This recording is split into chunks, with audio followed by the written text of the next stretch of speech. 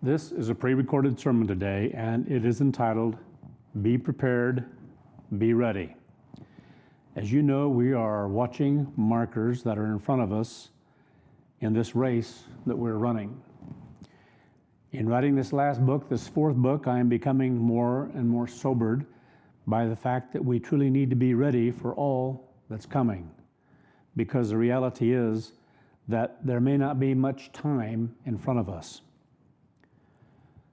The news in the world today is crying out war. I hope that everyone is watching, being alert to some of the things that are being stated.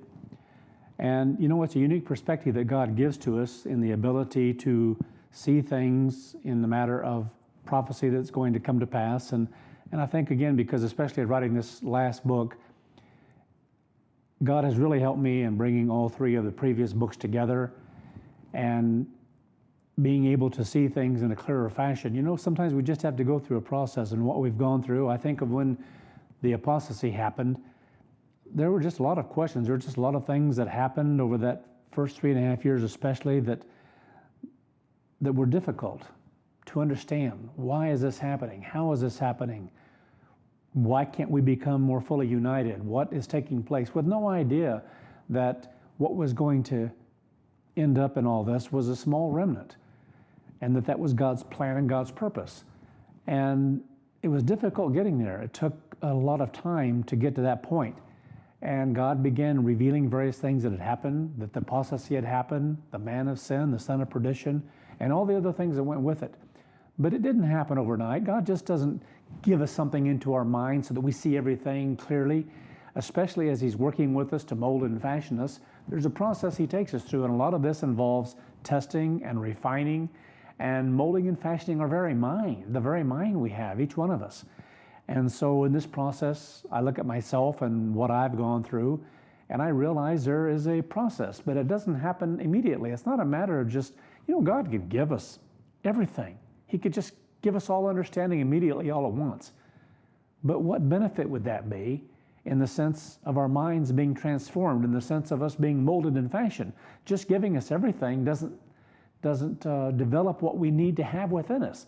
It doesn't develop the character. It doesn't develop the mindset, the talent, the abilities, because there are certain things that have to be developed within us. It can be like when someone is first ordained. There are things that just can't be understood about the process of what is to be done and how it's to be done. And slowly but surely, in that process, there are things that God teaches us, because we're all unique, we're all different. When we first come into the church, there's the same kind of process that takes place.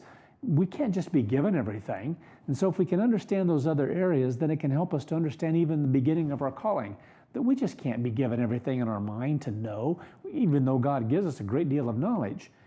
There are things with knowledge that is a matter of the mind to help us to come to a point of understanding and of wisdom.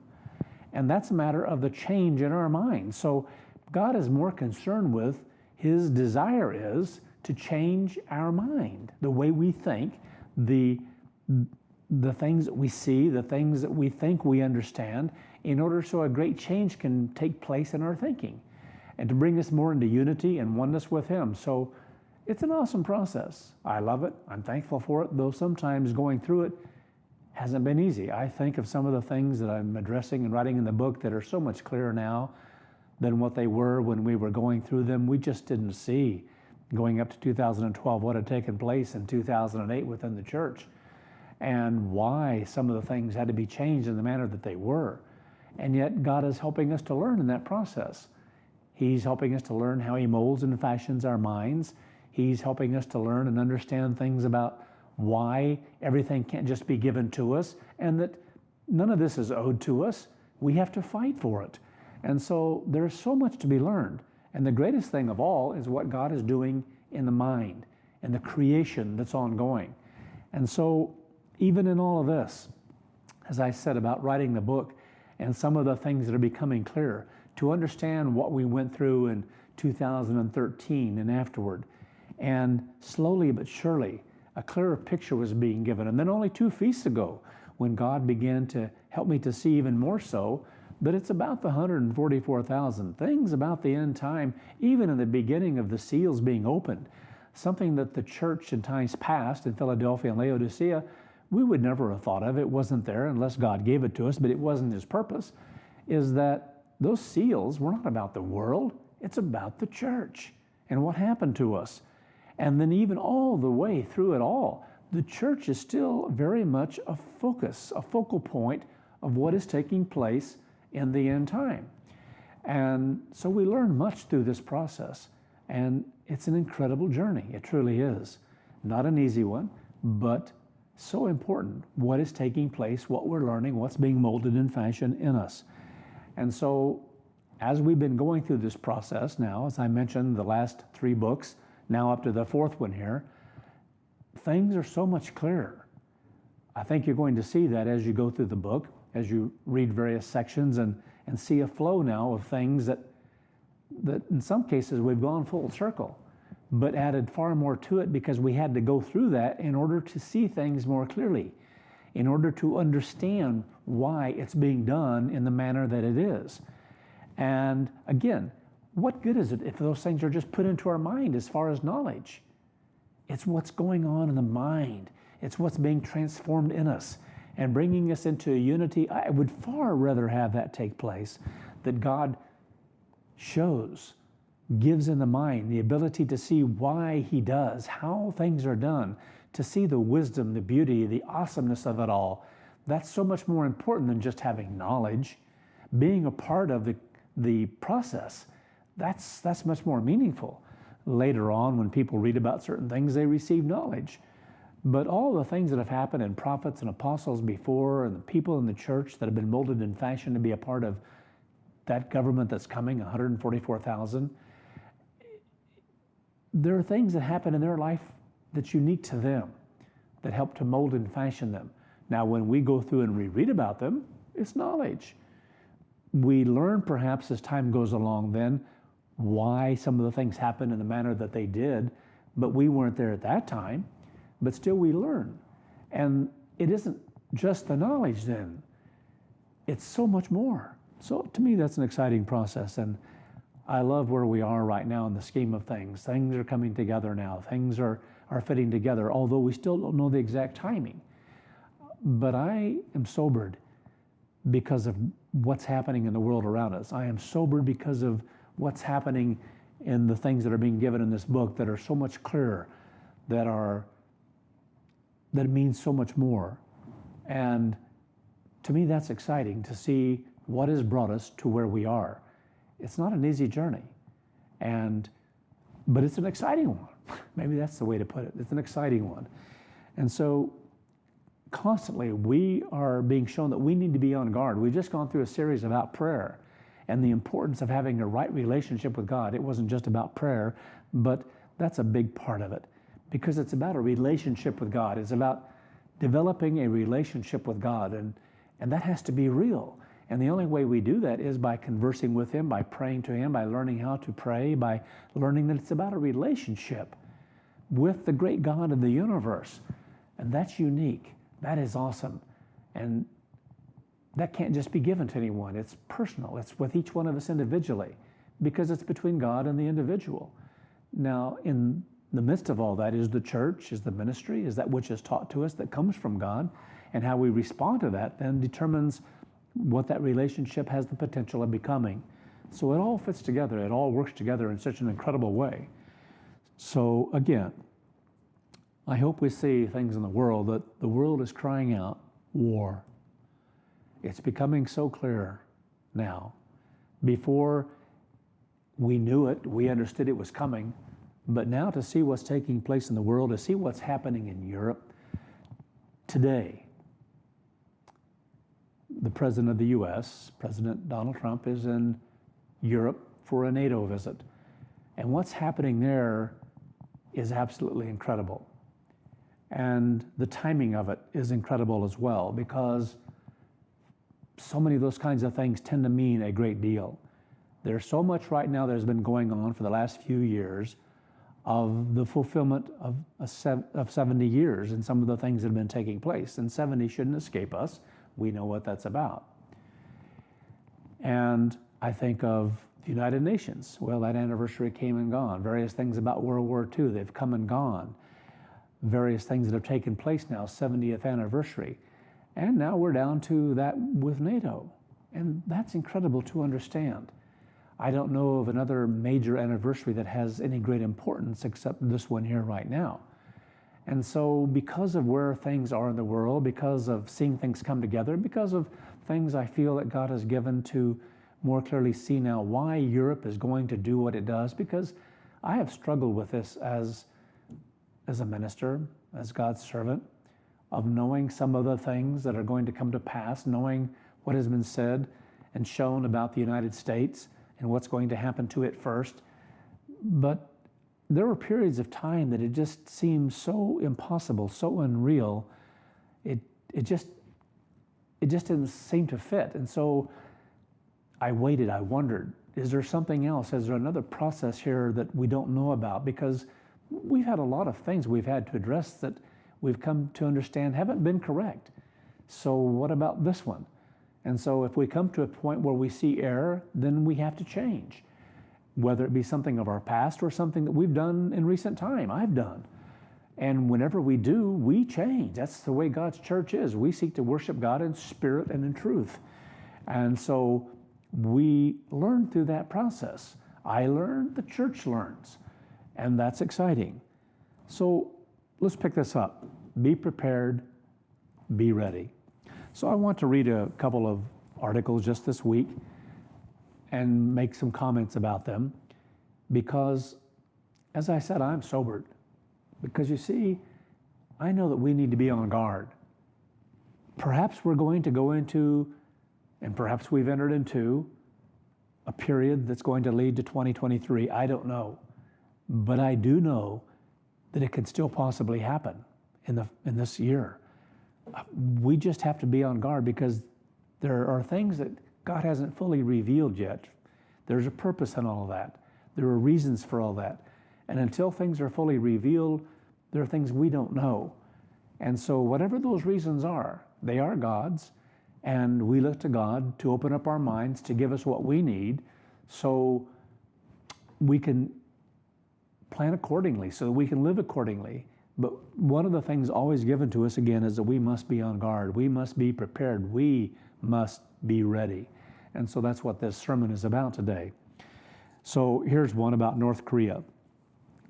Now, if anyone believes that we're going to suddenly have peace with North Korea, it may come to that point within a period of time, if we have a little bit longer, where people will say things of that nature. But don't be deceived. Don't be caught off guard, because people can do things for very personal, very deceitful purposes in an overall purpose and plan that they have in their own mind. And a lot of that's going to come out in the end time. Things in Turkey that are taking place, things in Europe that are taking place, things in China and Russia that are taking place, things in Korea that are taking place.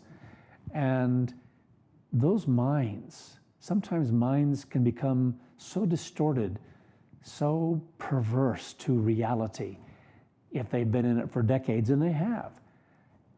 To think that all of a sudden they're going to think like we do, that's been a major failure of so many presidents, to not grasp. You know, I looked into his eyes and I knew. You think, okay, what does that mean?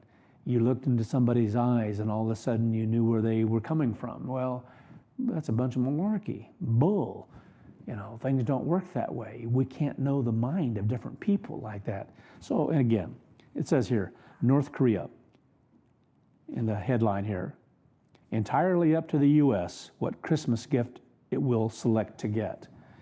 So it says a high-ranking North Korean official called dialogue with the United States a foolish trick in remarks Tuesday, and warned Washington that it is entirely up to the United States what kind of Christmas gift North Korea will send it. Now, there are minds that just aren't sound. And this is a good example. They don't trust the U.S., and why should they? They don't trust politicians. Why should they? People who do are foolish. If you believe everything that's said, you're foolish. There are agendas, there are methods of governing, that people have different purposes and different plans, and they try to sway people toward them, though some claim they're not political and they're not politicians. Yes, they are. Yes, they are. As soon as they enter in there, they are. They function maybe in a little bit different way, but they're still politicians. And they still have a purpose and an agenda of things they're striving to accomplish and to fulfill. And they have to work within a system to accomplish it. That's a politician. And so, again, people say things, they do things that are sometimes so conniving and so deceitful that they themselves don't understand what's going on in their own mind, let alone other people who listen to it, and the willingness of people to hear what they want to hear. That's an incredible thing that takes place in the carnal human mind, because we want our way. Amazing. So God teaches us those things. So it goes on to say here, the communist regime's Korean Central News Agency carried the full comments from Ri Tae-sung, Vice Foreign Minister for American Affairs. In them, Ri protested that North Korea has heard more than enough dialogue rhetoric. Well, probably so. From the United States, and would no longer move forward with talks, urging Washington to instead consider acting in response to the measures taken by the DPRK, in other words, North Korea. The UN Security Council leveled unprecedentedly harsh sanctions on North Korea in late 2017, following that nation's last illegal nuclear test. To do so, American officials successfully convinced the leaders of two of North Korea's closest allies, China and Russia, to vote for the sanctions, though reports regularly surface of both violating the sanctions to buoy the North Korean economy. Well, no surprise. No surprise at any of those kinds of things that nations do, that people do. There's no trust. Why should there be trust? They have to do what they feel they have to do for their own purpose and agendas going on. The dialogue touted by the U.S. is, in essence, nothing but a foolish trick hatched to keep the DPRK bound to dialogue and use it in favor of the political situation and election in the U.S. Well, that's absolutely true. Absolutely true.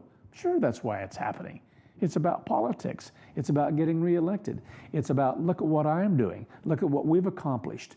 And to kind of keep this in movement, in motion. And yet, they're not so moved by that over there.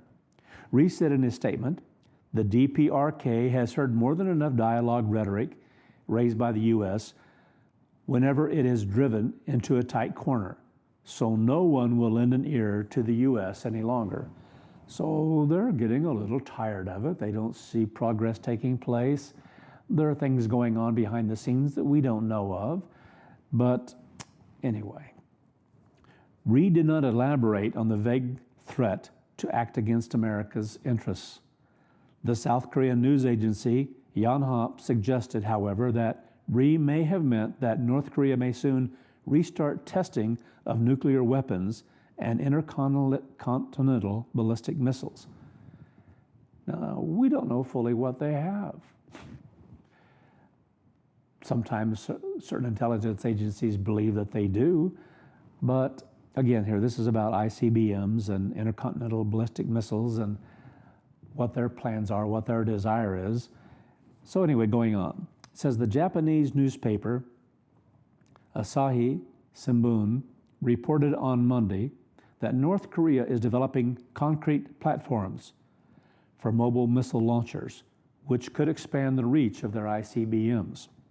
The platforms, each dozens of meters in width and length, are big enough for mobile launchers to fire intercontinental ballistic missiles, Asahi reported, according to the South Korean newspaper, never how you pronounce that one, Chosun Ilbo.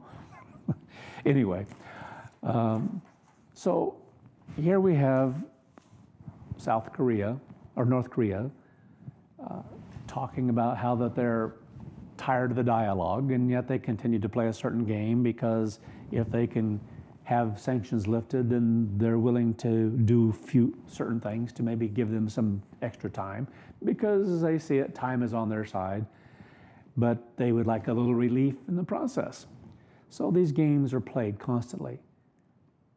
But one thing is becoming clear in writing this book is that there's going to come an attack against this country, against the U.S. And it's the first nation that's to fall, to be crippled, and then to fall, literally. And that's always been rather difficult to think that that could even happen, that such a thing has such potential, but it does. And it's so clear now.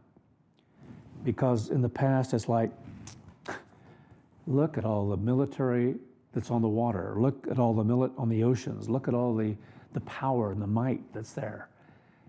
So how is such a thing feasible? How is such a thing remotely possible? Well, it is.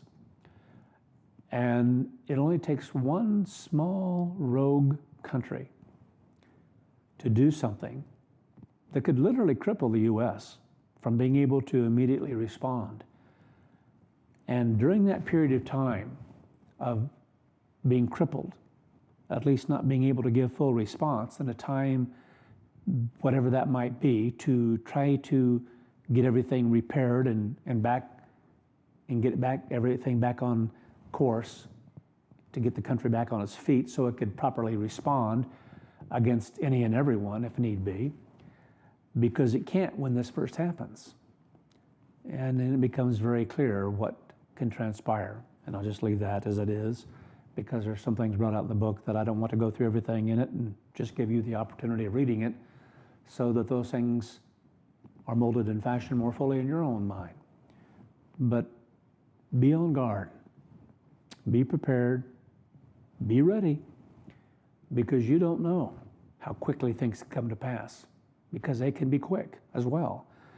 We have been shown that in the past. We have been prepared for that in the past, that indeed things could happen very quickly, in the sense of only a few months, that the events of the trumpets could all be fulfilled.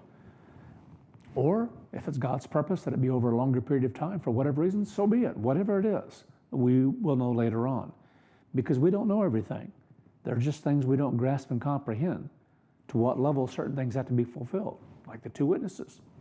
Perhaps there are things that have already been fulfilled on a spiritual plane. I don't know. I think of what Christ told the disciples over and over again, and what he told the Jewish people about, destroy this temple in 3 days, I'll raise it up. You know, sometimes they're just things that have a spirit fulfillment, a spiritual fulfillment, not a literal physical one. So there are things that we don't fully know. There have been things that have been accomplished and fulfilled spiritually that could fit into some of those things. We've talked about them in times past. Whether they have and haven't, whether there's more, whether there's duality, we don't know yet until it's done, until certain things take place. Another article, Farage, NATO and EU army cannot coexist. Well, surprise, surprise. Now that's coming to a head. And this is the very thing that's going to change what happens in the end time, that leads to the fulfillment of events in the end time. So it says here in this particular article, Mr. Farage said during a campaign event in Buckley, Wales on Monday that Prime Minister Boris Johnson has to choose the UK's place inside or out the European Defence Union. He said that if the nation commits to the pro-EU army post-Brexit, then the North Atlantic Treaty Organization could collapse. Well, this ought to be pretty obvious to people, and they already know it. They know that you can't have both. The U.S. understands that, and so that's why the president is saying some of the things he is, because They still want to have a control. They want to have an ability to coerce and try to sway various nations in Europe. And yet Europe is getting very tired of all that. So there's a different movement taking place within some of the leadership of Europe. And it just happens to fit within those things that are prophetic for the end time. So it says, goes on to say here, NATO and a European defense union cannot coexist equally, Mr. Farage said in comments reported by Politico. He continued, no man effectively can serve both. Little biblical there. No man effectively can serve both. We've got a decision to make, and it's true. And they're making decisions. The US, various nations in Europe, and others. Highlighting the importance of British military might in Europe, the British party leader said, if we leave the European Defence Union, it becomes valueless, because without the UK, it doesn't have the muscle that it needs. So they're in a dilemma there. There is this history that's gone on before. They have a desire to have input in Europe because they're close. They're just across a little bit of water. And things have happened in World War I, especially in World War II, that have sobered them up. And so to be completely removed as a part of the EU is a dilemma for them, because there's this thing of the military and what might happen in the future and the need to be on the end, if you will, of what's taking place. So if it looks like NATO is going by the wayside, then they can't be in the know any longer if they're not a part of Europe. And if a movement is in place that the US be kind of booted out because NATO is becoming obsolete as far as many of them are concerned, and they don't want them telling them how to do things and what to do.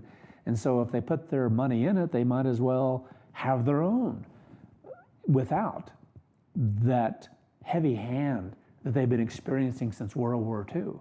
Now, in the beginning, it was a welcome heavy hand, but it's not welcome anymore. Incredible. Highlighting the importance of British military might to Europe, the Brexit Party leader said, if we leave the European Defence Union, it becomes valueless, because without, speaking of the UK, it doesn't have the muscle that it needs. But there's more behind that story of what he said. So that's not fully why he's saying this. He's also saying it because he recognizes there's a need that they have input in what takes place in Europe. And they don't want to lose that.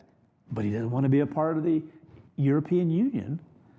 So they have a bit of a dilemma on their hands. Interesting to watch this develop. But if we say, don't be surprised if NATO falls to pieces, and we leave the security and protection that America had for us, thank God, twice in the last century, he added. So again here, they have a dilemma, how to address that, what to do. Mr. Farage's comments came as President of the United States of America, Donald J. Trump, is in the United Kingdom for a 3-day visit to mark the 70th anniversary of NATO during his trip. Or, I'm sorry, I didn't read this properly. My copy here isn't too good. To mark the 70th anniversary of NATO. During his trip, President Trump is meeting with NATO Secretary General Stoltenberg, German Chancellor Angela Merkel, and French President Emmanuel Macron. And they've had a few words already. It's interesting to watch Macron because he's willing to say things that are in his interests. And it's obvious that he doesn't agree with everything, that though there seemed to be a kind of a bit of a, I don't know how you would call that, a desire on his part in the beginning when President Trump came into office to be with him, to be seen with him, to try to work out some kind of agreeable things between them, more so than what it exists now. He's been there long enough now to see that there are certain things he doesn't care for. He doesn't like the heavy-handed approach. He doesn't like someone telling them what they should do, what France should do. I mean, of all the arrogance to tell the French what to do. So on the side of the French, it's like, who do you think you are? So again, nations feel that way more and more. And that's understandable. That's why the world doesn't function very well. That's why there are wars going on. However, French President Emmanuel Macron, who along with Germany is a great proponent of the EU army, claimed last month that NATO was suffering a brain death. A brain death. They know it's dying. They know they don't want it to continue to support it. They want to, if they're going to support something, an army, a military, they want to support their own. But then there's this quandary here about nuclear missiles and what will happen there. Of course, France has a lot. Great Britain has more. So if they can keep that part together and maybe work out something where NATO doesn't exist or doesn't have power in Europe anymore, but they can keep the missiles, the US's, because that's where most of them are from, that are over there. Well, anyway, this is their dilemma. So timing here is incredibly important, and we need to understand that, because there's a certain timing here where 10 nations of Europe come together to do something that is unimaginable. And we're right at that moment in time. We're just right there. It's incredible what's taking place. Going on, Macron's comments proved unpopular with the European allies, with Germany's Chancellor Merkel saying with an uncharacteristic bluntness that the Frenchman had used drastic words and NATO remains a cornerstone of our security. So they're concerned. Germany's concerned. So it seems like right now, Macron is pushing some of these things more than some of the others, but Germany has its own agenda and knows how to step back a little bit and let others, if others are going to push something that might be unpopular for them to do, they're not stupid. Going on, the former German defense minister and the next president of the European Union Commission, Ursula von der Leyen, also defended NATO as the protective shield of freedom. Well, nuclear maybe, but the rest, they're not so stupid. Going on here, I'm just reading through parts of the article. Mr. Macron said in November 2018, and so it's interesting that others are still holding on to this quote, just as I have in the book, because it's so important what was said. There are things said there that are powerful. They truly are. And they're going to have a great impact upon the thinking of Europeans, something that just came out a little early. Mr. Macron said in November 2018 that the EU needs its own army to protect ourselves with respect to China, Russia, and even the United States of America. Well put. So it shows what's underlying in their thinking. The call for a real European Union army was backed by Chancellor Merkel, the European Commission, and senior European Parliament a politician, Guy Verhofstadt. I think I got that. Mr. Farage warned in July that as president of the EU's powerful executive arm, Mrs. von der Leyen would advance plans for a European army, saying she is a fanatic for building a European army, but she's not alone. When it's completed, NATO will cease to exist or have any relevance in Europe at all. They know full well where they're headed. So we're at the precipice here. We're at an incredible moment in time. That's why I make comment that things could happen quickly. This could happen so quickly. It just depends on when the sealing is completed. And God makes it clear when that's done, the U.S. is going to experience the events of the first 4 trumpets of the 7th seal. That's what it's about, which will cripple it completely and entirely. so that it can't effectively respond. It can't effectively deal with the world at that moment in time. It could possibly deal with a particular nation, but it's going to be aware in all the world that this is not settled yet. For when they are able to take care of what has happened because of the events of the first 4 trumpets and stand up again, the world's going to suffer.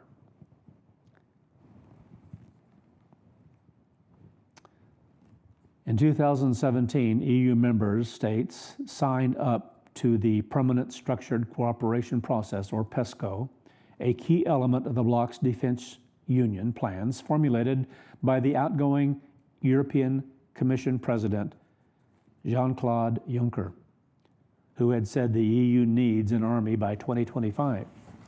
So we could read something like that, or other scattered groups could read something like that and think, there's a long time yet before some of these things could even begin to possibly come together.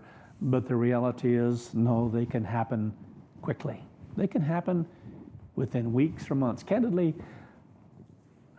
I'm watching some dates in December just to be on guard, just to be sobered by, to constantly be on guard and to be watching. So actually at the time you hear this is about the time that I'm watching, because there are certain events that are going to have a beginning, and the timing of those things can happen easily in mid-December. So again, there are things we don't fully know. We don't know exactly when things are going to take place. So we have to constantly be ready, be prepared for what is coming, because it's coming. It's just a matter of time, but we have to be ready. So I'd like to read to you now, again here. There are going to be scriptures, if we understand it, that are crying out louder than ever before, that we must be prepared, we must be ready. But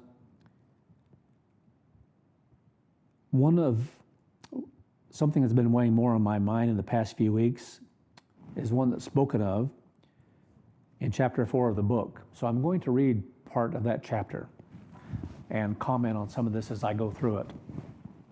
It's under the section entitled, "The Beast That Was and Is Not." This verse in Revelation 17 about the beast, Satan. So again, something that people need to understand, and I think the church has a better understanding of this than ever before. Indeed, it came up in some of the writing of some of this, that he is the dragon, he is the devil. He has a lot of names that describe him or describe his work. The beast is one of them. The false prophet is basically about that great church and what he is the false prophet. He is the one who from the beginning of time has done some of the things that he's spoken of against God. And anyway, I don't want to go into that right now, but some of that's written in the book. But the beast, that which rises up different times in Europe, this great beast with the woman sitting upon it, it's from him. He is the beast. He is the one that gives it the power. And it's reflected then in the military might. It's reflected in nations as they do and have done some of the things they have through time in the different revivals. But he is the beast. He is the beast power. He is the power behind the beast. So again here, this verse in Revelation 17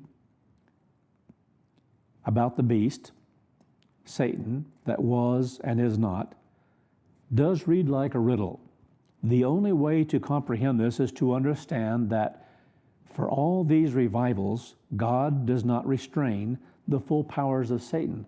So although we read some of those things and how Satan is restrained, how he's put into this abyss, it's a spiritual restraint is basically what it's about, and not able to lead nations to war is really even more so what it's about. He's not able to use all of his power, but he still has power on the earth. He still has a power to deceive. He's still been doing those things. He's been attacking the church. He's been doing things at different times. He's been working with different peoples and so forth, because he knows when he's released, then that's his time. to bring the war to pass, he's the destroyer. But God holds that back. He doesn't allow him to do those things. He doesn't allow him to be the destroyer, if you will. He doesn't allow him to exert that kind of power. Satan has a lot of power. And so he's restrained in those things. And that's what the restraint is. It's a restraint from war. It's a restraint from being the destroyer. He's still active in the world, but not as the beast that was and is not. He's there, but he's not active as the beast at certain moments in time.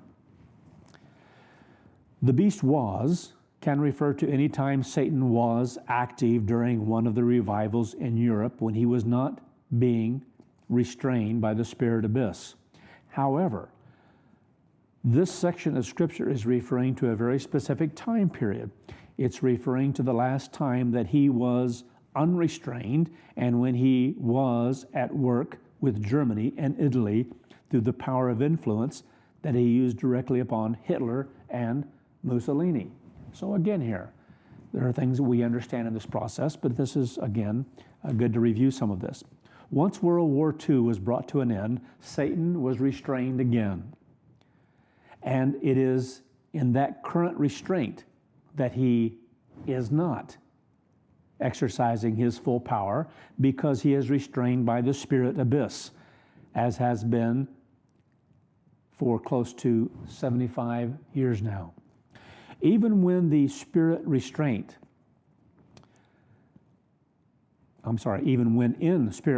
Satan has always been able to exercise his influence and powers to broadcast his spirit attitude in order to manipulate and deceive people. So I've just explained part of that, but we need to grasp that fully to see what God is saying, why he says it in the manner that he does. But he has not been allowed to always use his greater powers of influence to destroy as the destroyer in war. Satan has many names that describe his evil actions, and another one of those mentioned in Scripture is Apollyon, which means the destroyer. This verse goes on to foretell what will follow after this period ends. The beast that you saw was and is not, and shall ascend out of the bottomless pit and go into perdition. That's Revelation 17 and verse 8. Then going on with verse 9, here is the mind which has wisdom. The 7 heads are 7 mountains on which the woman sits. So it shows what the beast is. It shows it's these nations when they rise and so forth. Going on. Herbert Armstrong had been given to understand that God uses mountains to prophetically speak of larger nations or kingdoms. In this verse, it was clearly revealing that the woman, the Catholic Church, was on each of these beasts during their revivals. But this woman, after the 5th revival under Napoleon, no longer had that kind of power and sway it had enjoyed and exerted since the time of Justinian. Nevertheless, its presence and influence through those periods of time is still what has molded Europe into being what it is today. Our history, the things that happen to nations, that's what we become. We're part of our history. We continue on. There are things that affect the way we think. There are things that are passed down from generation to generation, just as in families and so forth. Then reading verse 10 of Revelation 17, it's quoted here. There are 7 kings, 5 are fallen, and 1 is, and the other is not yet. And when it comes, it must continue a short time, meaning a little season. Thank God. Thank God. He's showing us that. So, are we ready? Are we prepared? Are you ready? Are you prepared? Because that's the state we have to stay in. I've lived this way for a long time, but we're there. We're there more than ever before. The things that are in front of us, the news, the things happening in the world, where we are in the church, it's incredible. It truly is. So again, we must be ready. I think of that verse here when it says, and when it comes, it must continue a short time, a little season. So Mr. Armstrong understood certain things at the end of World War II that God gave to him of what could only be understood at a certain moment in time, that there were 7 kings, that 5 were fallen, up to the time of Napoleon, that there was another revival that was taking place right there at his time under Hitler and Mussolini, primarily under Hitler, and that there was another one yet to come. And thankfully, when it comes, it's not going to last long. It's a nuclear war. It can't last long because of how fast this is going to develop. You know, nations, once it starts and that kind of power is used, the only way some see survival is to react in kind. And they're going to use what they have to protect themselves. And the power that's there, we cannot begin to fathom. We don't grasp it. We don't comprehend it. And candidly, they're going to use it too, because by that time, this being is going to come out of the abyss in the sense of having full power as Apollyon, the destroyer. And so it's going to be there again because it's time. It's time to unleash everything upon the world. That's God's judgment for the timing and how it's going to transpire. It's still come past no matter what, because nations go to war, and nations will use nuclear war, nuclear weapons at some point in time. But God's in control of the timing because of his purpose and his plan to work with mankind and what's going to be accomplished then in the beginning of the millennium and on. So thank God he's in control, not man, not anyone. So I think of World War II, the time of the destruction that was taking place in the sixth revival, and to grasp what was taking place there from 1939 to 1945, 6 years about, you know. Now, a nuclear war, we wouldn't last that long in the kind of nuclear war that's prophesied to take place. So will it go on for 3.5 years? Will there be a short thing that happens for a short period of time, and there be a kind of a lull for time, waiting for nations to see how they're going to respond to a crippling that takes place in the U.S.? Possibly so. Or could a crippling take place and be there for a couple of months, and then all of a sudden certain nations start responding before a great nation, a powerful nation, is to get back on its feet, to prevent it from getting back on its feet because they fear what's going to happen to them? Absolutely. You'll see that more clearly as time goes along here, as you read the other chapters that are coming. So thank God things are going to happen, but for a short season, a little while, less than World War II. It's getting shorter and shorter, and this time will be short. It'll be within a window of at least 3.5 years, and maybe a window of a few months. Matthew 22, scriptures that we're so aware of, but that we need to be focused upon as we see the world getting closer and closer to a time of war. Matthew 22 and verse 1. Then Joshua answered and spoke to them again by parables and said, the kingdom of heaven is likened to a certain king who made or arranged a marriage for his son. Yeah, we know what that is, don't we? Awesome. And sent out his servants to call those who were invited to the wedding, and they would not come. So I think of what's happened in the church in recent time, because a lot of these parables, a lot of the things that are given in Scripture are for the end time.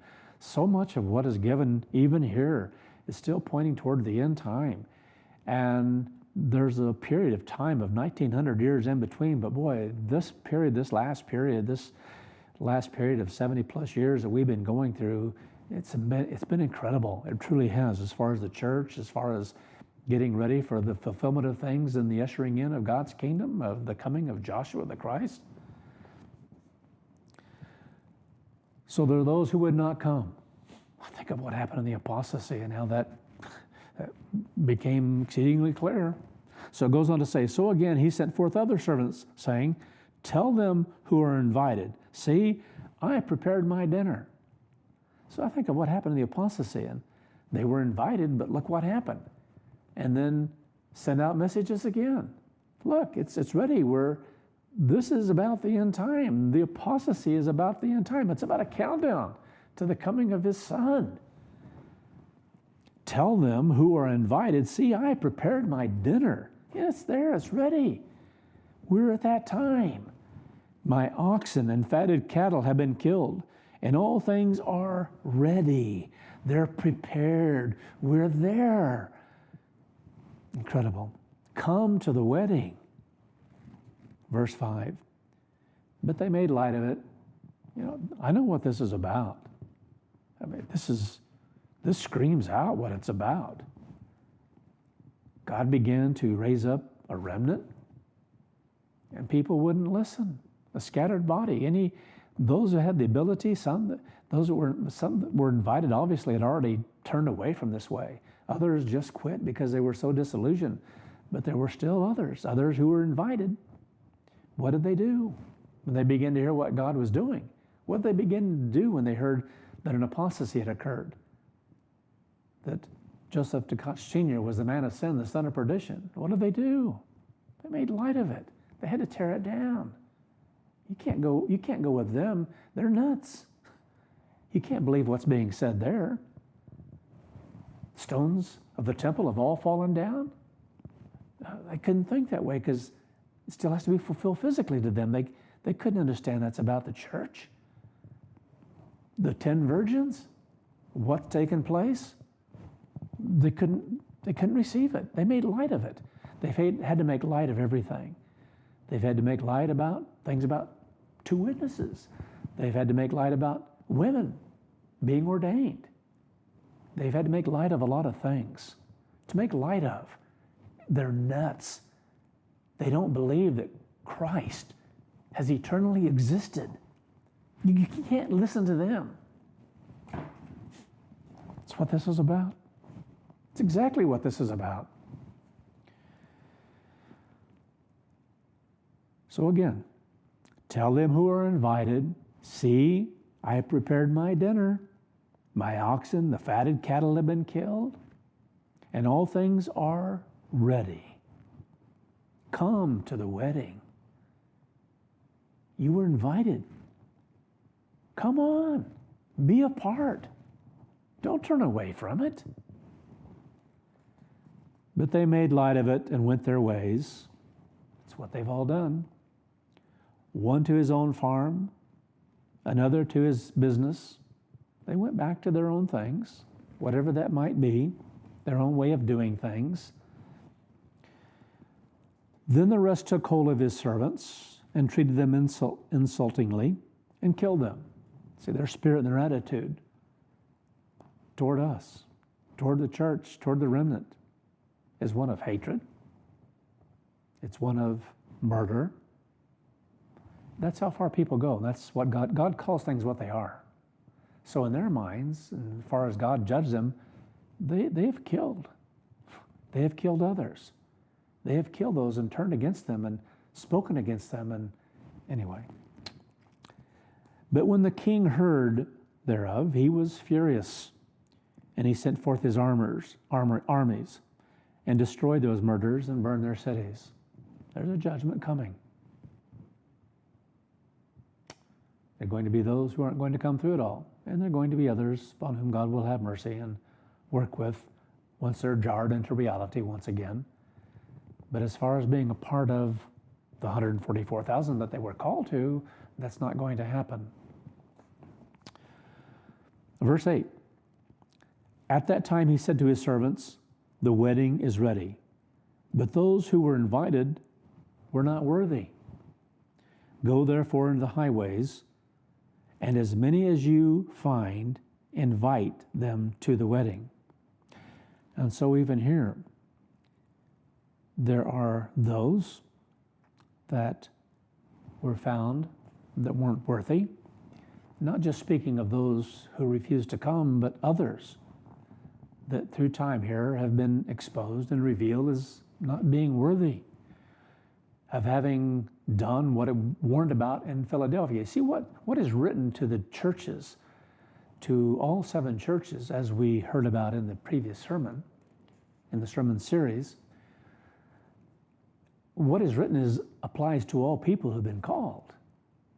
And so the admonition, don't let anyone take your crown, is something that is applied to everyone since the time the church began in 31 AD. Once you started this journey, once God has offered you what is there, a crown, to be a part of the 144,000, rulership of something we can't comprehend, what that means to be a part of something so incredible, and to know that there are those who have turned against that. And candidly, when people turn against it, when they refuse it, God's going to put someone else there. Someone else is going to be given the opportunity to have the crown. Because you know what? That government has to be complete. It has to be exactly 144,000.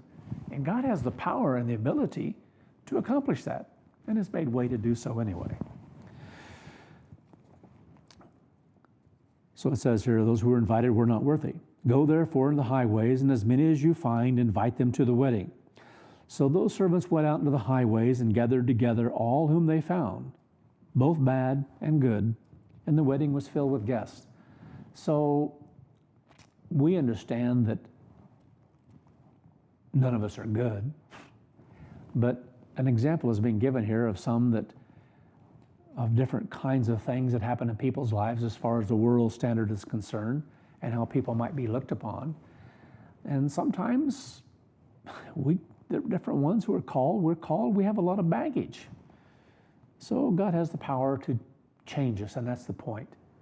God has the power to invite to his wedding those who have all kinds of things in their life, and to change them, to make them good, to make them be filled with his good, with him, with his life. But when the king came in to see the guests, he saw a man there who did not have on a wedding garment. So what does that mean? What's that about? Well, it could be those things that led up right to the end here, or a few years ago, but there's more involved, because this has to do with a uniqueness in the church right now, because there are those called who are going to be a part of the 144,000. There are others who are called to be present during that period of time, to go on into the millennium, to still be a part of the church, and they're called to the wedding as well, but their time of being changed is going to come later. Nevertheless, they have to be clothed in a certain way, especially at that time. That's why some of the things have been said so powerfully, so often here in the last year or so, that we must be prepared. We must be ready. We must get rid of the sin. We must be inside the temple, not playing around in the courtyard. And yet that still goes on, and it will until the very end. And so up to the very end, this is what's being shown here, is even up to the very end, there are going to be some who think that they can deceive themselves into thinking they're okay. They go to Sabbath services, they go to the holy days, and then they become weaker and weaker because there's certain sin in their life, and they are not addressing it. They're not changing, and they've deceived themselves into thinking they're a part when they're not. Sin cuts us off. And if there's continued sin that we have in our life, well, it speaks out very powerfully, and it's a witness against us. So these things will happen right up to the end. Not having on a wedding garment, not because we're all to be wearing these when we're called. In other words, it's a matter of that which is pure, that which is purified because of forgiveness of sins through Christ. So I don't need to go into all those. We should understand those clearly. So he said to him, "Friend, how did you come in here without a wedding garment?" And he was speechless. Should be. Sometimes that's the best way. What can you say? You have sin. You've been deceiving yourself. You've been going through the motions, but you're not doing what you should, thinking you maybe have time or whatever it is. Ever how the mind deceives itself. Then the king said to the servants, "Bind him hand and foot and take him away and cast him into outer darkness. There shall be weeping and gnashing of teeth." So what a horrible thing that there are going to be some right up to the end who are separated from the body, And they're being shown here, you have a strong judgment against you because you're not going to be allowed to live on in the millennium. Instead, there's going to be weeping and gnashing of teeth. And when does that take place? In the resurrection, later, in that great resurrection of the great white throne. Once people are resurrected to a second physical life and they come to realize, I have to live this again. I have 100 years before me now. When if I'd responded and yielded, I might have had 15 or 20 or 30 to conquer this self and to be spirit. But now, to me, that's a horrifying thought because I know my nature. I know I want to succeed now, not later on. So it says, for many are called, but few are chosen. So few have been chosen to be a part of the 144,000 of all who have ever been called. Few who have been called at this end time to be a part of a remnant. Few, not the vast majority. Few of those are going to have opportunity to live on into a new age. Most are not. They're judged that if they have not repented, if they have not yielded to God, if they have not dealt with those things, then there's a judgment there. There's a similar account in Luke 14, verse 16. Then he said to him, a certain man made ready a great dinner and invited many, and sent his servant at dinner time to say to those who were invited, come, for everything is now ready. I've never known a time that's more like this time right now. Everything is now ready. But you know what's at stake? It's whether or not we're ready, whether or not we're prepared. Everything is ready. God has made it ready. But now for some not to be ready, there is no excuse. Everything's been given to us, every ability, every opportunity, every teaching, every instruction, every guidance, every direction. It's up to us, isn't it? We have to fight for God's way. It's a fight. And that's where we are. Are we fighting? We still have time to repent. Some still have time to repent to be able to live on into a new age. Some still have time to repent and change. Verse 18. Then all of them with one accord began to make excuse. The first said to him, isn't that the normal response? Normally that's what happens. But I am so encouraged. Every once in a while in traveling, I see certain ones who are have addressed some of the times, perhaps of disfellowshipment, perhaps of being suspended, and others who have kind of been on the edge, but are turning their lives around and entering into the fight.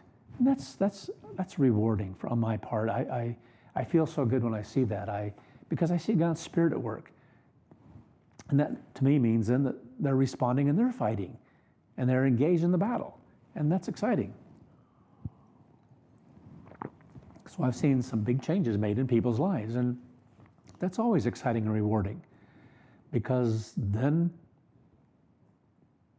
they're part of the family in a very powerful way. And when someone's on the edge and on the side, it's difficult to watch sometimes because you can't do it for them, and you fear for them, you hurt for them, but you can't do it for them. I think of a sobering letter, I guess it was really an elder's report just received. Someone who had been in fellowship for a long time in a particular area died in a wreck, and they'd been suspended or disfellowshipped, and yet such a likable individual, exceedingly likable as far as her personality is concerned. See, I know I don't have that kind of personality, but he did. I know I'm come across as difficult at times, and I am. I get focused on something, and it has to be done a certain way, just like when I set up the camera and so forth. People know, don't bother me, because I've got to get this done, because in my mind, I'm thinking there are all these areas out there, all these people waiting for the connection, and if they can't hear the sermon today, it's not like when we used to be at a particular area. I could drive to a church area and give the sermon there, and everyone who was there, they received it. But today it's different. It's done electronically. It's done through technology. So again, I think of this individual, and he's going to be in the great white throne. There's going to be some weeping and gnashing of teeth at that time in his life as he begins to address some things that he could have done a long time ago but didn't. So again, what a horrible thing. You can't do it for people. And so some begin to make excuse, whatever that is, of why they can't do what's in front of them, why they just, whatever it is. I've heard all kinds of excuses of why someone can't do something. I need to be encouraged. Encourage me. Well, I try to do that every Sabbath. So you want a personal call or personal letter to encourage you? Get off the pot. It's up to you. You know, you're the one sitting there. You're the one grunting. You're the one complaining. Just get up. Wipe and get up. Get on with your life. Put that stuff behind you. You know, don't sit there forever. That's what it's like. Sitting in the stench. Get up. Get with the program. You can only do it for yourself. God gives us every opportunity, every ability. And we come up with some of the flimsiest excuses. I can't do it. It's too hard. Well, if it is, you're going to have to wait to the last 100 years. If you want it now, though, fight for it. Because what's in front is exceedingly exciting. Who's holding you back? Your mate? Your job? What is it? I see people with all kinds of baggage fighting a fight, and they keep fighting. That's what it's about. Then all of them with one accord began to make excuse. Boo-hoo, I can't do it. I've got to do something else. Yeah. I want this person. I want sex with that person. I want to fool around with this. I want to fool around with that. I'm too busy. I want to do some things right now that I want to do. Well, go ahead. God let you. The first said to him, I have purchased a piece of land, and I have need to go and see it. Oh, that's important, isn't it? I purchased something out here, and I need to go get it. I need to do something. I need to do something else because this is so important to me. I have this property. I just need to go see it. Isn't that important? It's just showing flimsy excuses. People have flimsy, when you make an excuse not to embrace what God offers, it's a flimsy, stinking excuse that sucks.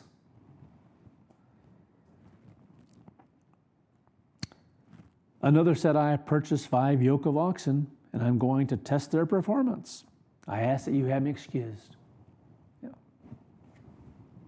I just got to go out here and try this out first to see how it works, to see how good it is. I haven't got time to do these other things that you want me to do.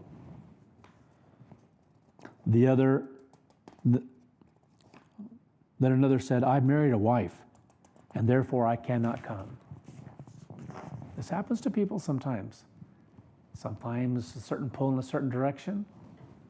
You know, this is something I want to set straight once and for all, hopefully within the church. Even when it comes to marriage, people have free choice to whom they marry.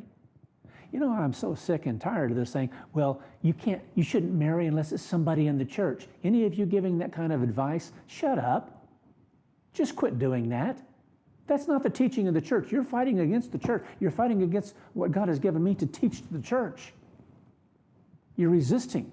So, oh no, that's what we believe. No, it isn't. It's a bunch of garbage. You're free to marry whomever you will. People think that just because someone's in the church that somehow it's going to work out. I've heard that over and over many times. Well, they were in the church, so I thought we could work these things out.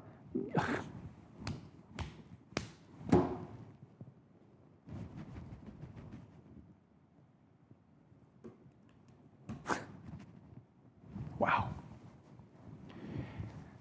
People think they're going to change others, or think that because we're in the church, it's all going to work out.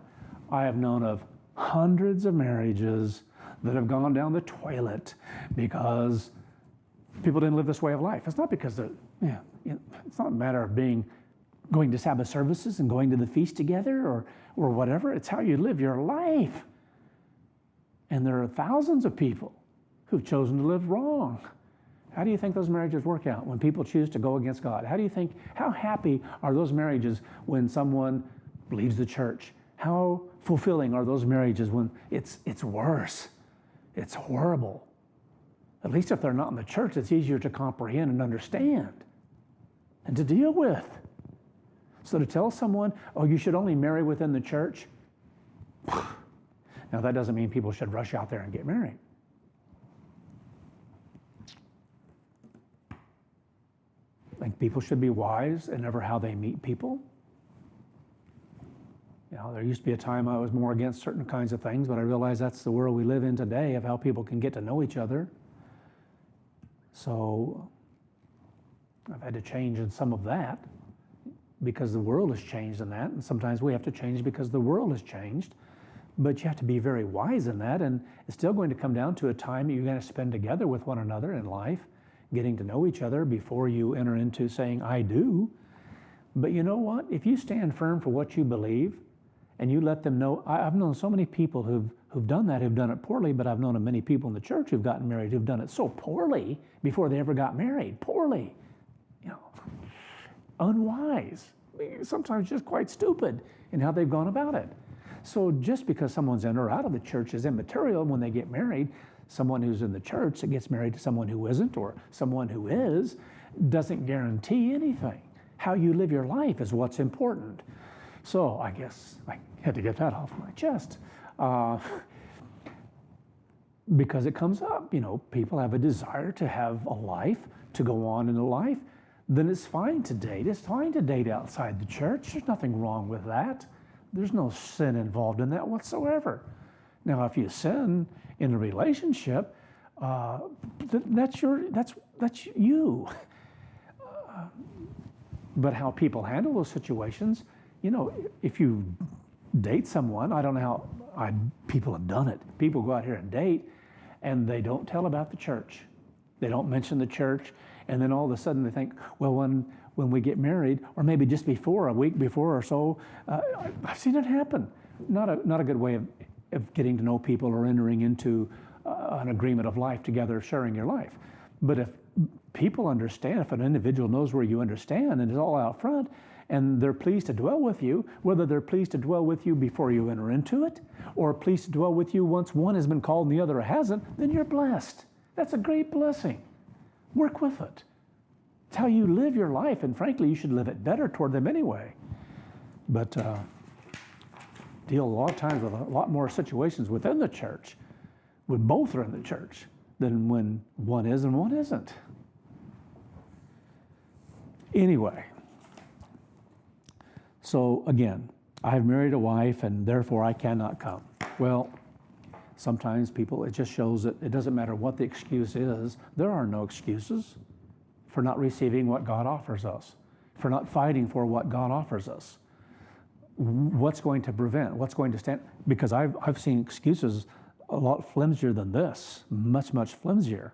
And that's the point of all this. There are some excuses that are a lot flimsier than going out and I have these oxen out here and I've got to get them tried out and tested here to make sure they're going to do the work when I put these people to work on them, or when I have this thing out here working and I've got to make sure it's working right before I put people out there on it. And if it's not doing the job, I may have to go get a different one. See, that's can be pressing. That's a lot better excuse than most that I hear. So, hope the point is made.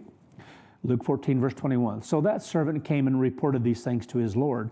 Then the master of the house, being angry, said to the servant, go out quickly into the streets and the lanes of the city, and bring in here the poor and the crippled being maimed, who are maimed, and the blind. So now it's a matter of, if they want to come, if they'll listen, then give them that opportunity. It may be more difficult for them, but they can do it because I have the power to give them the power they need to change, to help them. Whatever it is they need. If they'll listen, I'll listen. I'll help them. And you know, that's happened in a very powerful way within the church, where God has blessed many others. It shows the kind of world we live in today, that the world doesn't listen. The world doesn't want God. So if you have opportunity and you've been blessed to receive the truth. God has the power to give you the help you need to go through anything, to come through anything that you have out there. You just have to step out. You have to step out and say, I'm going to do it. I'm looking to God to give me the life and the strength and the help I need, because so it doesn't matter what state you're in. You can't use any flimsy excuses and cry, oh, I need help. I need this. I need that. I need someone to call me. I need someone to encourage me. Listen every Sabbath and you'll receive the encouragement, because that is the encouragement that God gives. We don't need it from one another, from people. You need it from God. And God is the one you have to look to and to have the confidence and know He gives me the strength to move forward. That's where your faith has to be, not in people, not in something else. You're just making an excuse not to do what you really know deep down inside that's your choice to make anyway. So we all have choices to make. Choices, choices, choices. No one can make them for you. God has the power to give everyone the help they need. Everyone that's in the church, everyone that's been called, has the power of the universe there to give them success. There are no excuses. Just up to us whether we want to be ready and prepared, whether we're willing to fight for God's way. Because you have to fight against this. You have to fight against those flimsy, measly little excuses. Oh, I'm out of breath. I think something's wrong with my lungs. I think I'm getting a hamstring. I think I must have cancer. I think I must have a heart problem. I can't keep running. Something's hitting me. I better stop because I don't want to hurt my health. Well, God's there to keep you going forward if you want to go forward. Hope you understand what I'm saying. And you only can if you have God's Spirit. Then the servant said, Lord, it is done, as you have commanded, and yet there is room. There are so many more who could be called, but just won't listen. That's the state of the world right now. We're at the time of Sodom and Gomorrah. We're at the time of Noah. They don't want it. That's why the world has to be shaken till its teeth rattle, sadly. And thankfully, it won't be like the flood this time. Thankfully, multiple millions, perhaps hundreds of millions, perhaps a billion or two or so will have the opportunity to come through all this. So the Lord said to his servant, go out to the main road and the lanes and compel them to come in so that my house may be filled. Compel them. War. Nuclear war. Isn't it amazing what it can take sometimes to compel someone to listen? For I say to you that none of those who were invited shall taste of my dinner. So the point being is that some who've had personal invitation by God to have opportunity, the answer is again, it's your choice, now or later. But you can't have it now if you don't fight for it.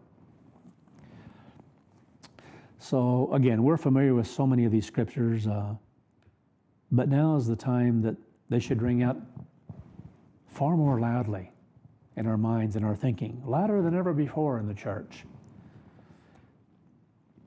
And hopefully, as we are taking them far more seriously and soberly than ever before, because I am more sober than I've ever been in my life for where we potentially could be right now, today. Luke 21, verse 31. So likewise, when you see these things come, in other words, it's talking about the signs of summer and so forth, and spring or whatever it might be, know that the kingdom of God is near at hand. So the kingdom of God, God's kingdom, it's almost here. Truly I say to you, so what are all these about? It's about the end time. It's about the coming of the Messiah. It's about the establishment of the kingdom of God on earth. Truly I say to you, this generation shall not pass until all becomes fulfilled. What? Fulfilled. Prophecy, the end time. Heaven and earth shall pass away, but my words shall not or will not pass away. Then take heed to yourselves. That's what we have to do. We have to take heed to ourselves.